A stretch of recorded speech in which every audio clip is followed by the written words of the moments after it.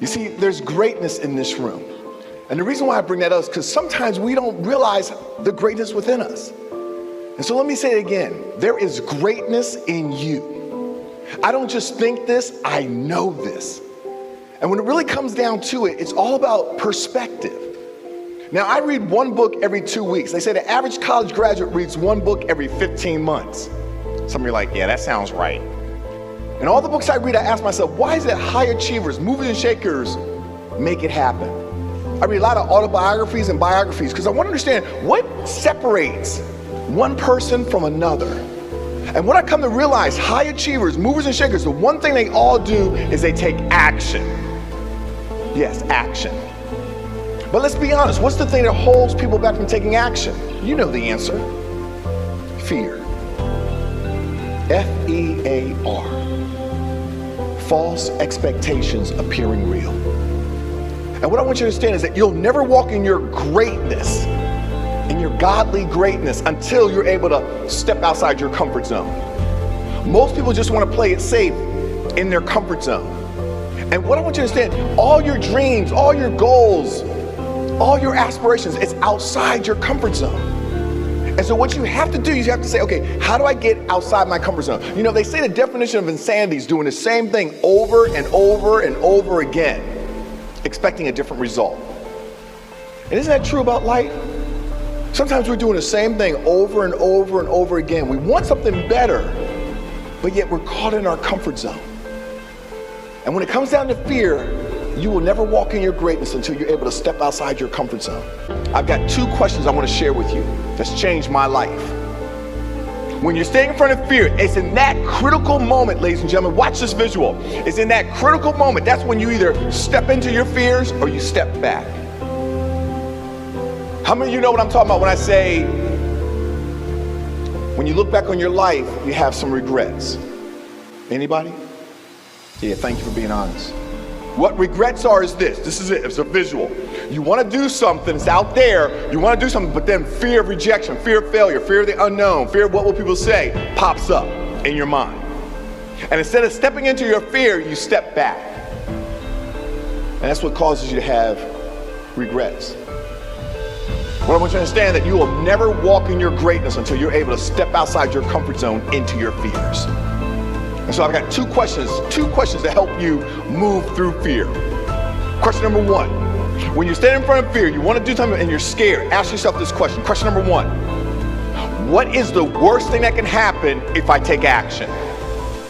What's the worst thing that can happen if I take action? My philosophy is, as long as I'm not going to die, I'm going to go for it. Because even if I get knocked down by life, I'm gonna pray that I land on my back, because if I can look up, I can get up. In life, there's gonna be ups and downs. Sometimes you're up, sometimes you're down. But isn't it true, when you go through those low points, when you're going through those trials and tribulations, and you're forced to your knees, and you don't know how you're gonna make it, isn't that when you grow the strongest? Life is always gonna be ups and downs, ladies and gentlemen, but isn't it true that by learning, going through the valley experiences, that's when you grow. And it's always going to be ups and downs, but it has an upward progression. See, there's one thing I want you to understand is that there's no such thing as failure. There's only results. If you don't get the results you want, you just brush yourself off and you say, okay, what can I learn from this? It's all perspectives, all in your mind.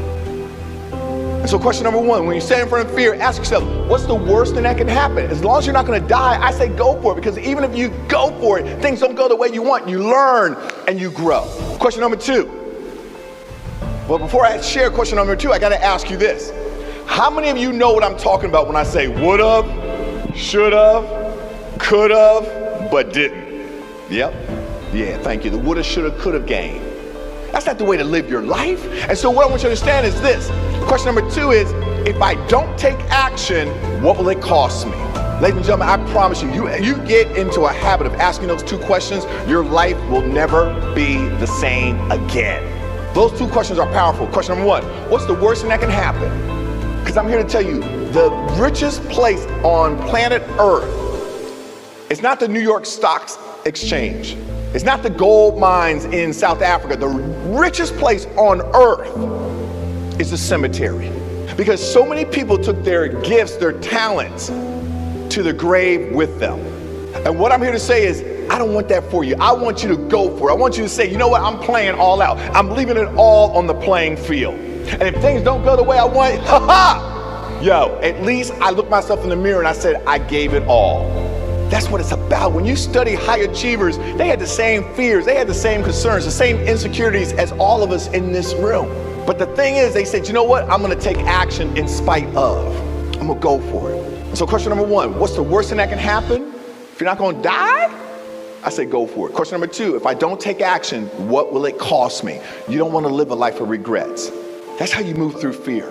And the other big thing is that what I've studied in success, I find the high achievers, movers and shakers, they are very focused on their dreams and their goals. They know where they're going. What I want you to understand is this, writing your goals down is the starting point.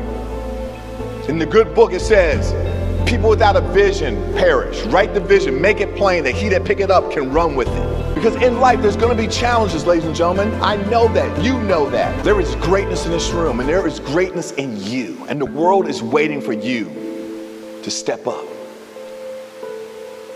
And remember this, a vision without action is just a dream.